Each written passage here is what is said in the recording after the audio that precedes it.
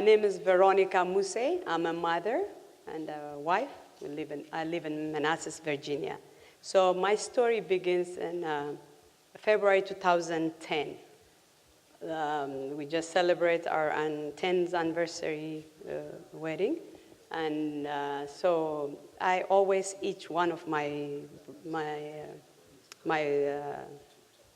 only one of my breasts. So my husband kept telling me, go see a doctor. But me, I eat well, I exercise.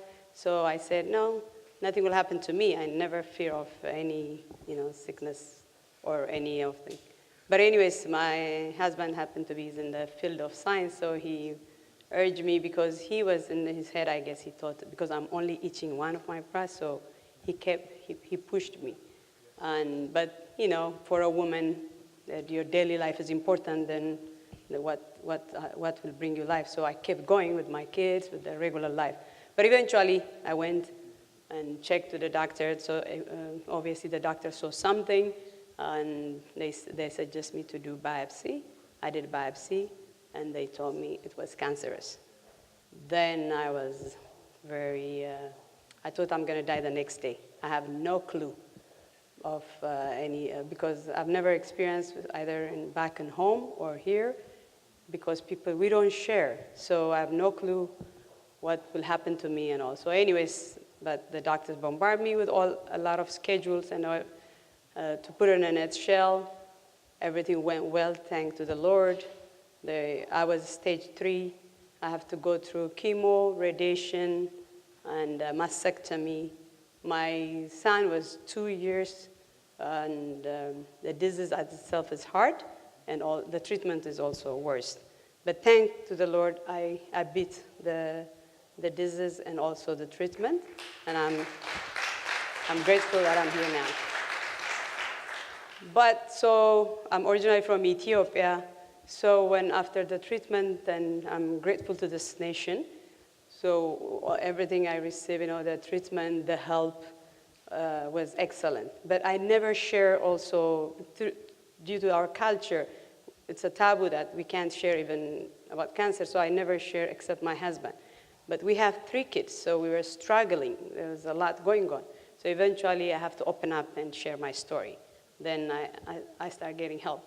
So I always think of back home how women forget about cancer for any simple disease like cold or anything. So in back of my heart, I promised my Lord, I said, if you give me a second chance, I want to do an organization that I can help.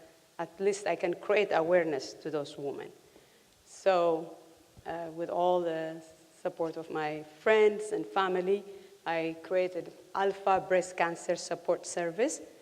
We started, this is our, it's for Ethiopian and Eritrean, but it's East Africa, or I'm going to grow into, the continent. So we started doing monthly support group, so we can educate ourselves, be aware of this, and help others. So we meet every month in Arlington Ethiopian community, and also we started in Silver Spring. We started, but currently it's not going on because they don't have someone to continue the meeting. But we meet every month and help each other, bring expertise, and we learn, we educate ourselves.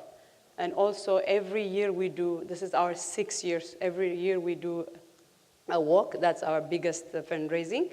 And about 250, 300 people come to the show. Whatever we raise, we send it to Ethiopian and Eritrean women. And we're planning now to send mammogram. So if you're in town tomorrow, please join us in Arlington Barcroft Park. It starts at 9 p.m. and be part of us. And so yeah, tomorrow. So this is my story. In the meantime, I also have another. I just opened a restaurant in Manassas. I'm well, and keep going with cancer.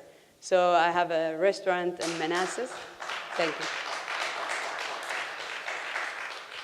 So it gives me strength more than I think the chemo had some energy in it, I guess. So I opened a restaurant, and I'm also an entrepreneur now at this point. So I thank you for listening, and if you have any question, let me know. And thank you so much for sharing. Oh, come on. We can do better than that. Come on. Can we give our sister a big hand? Amazing. Thank you so much for what you're doing. And please, I encourage you to not only support her initiative, but again, let's continue to encourage her, right?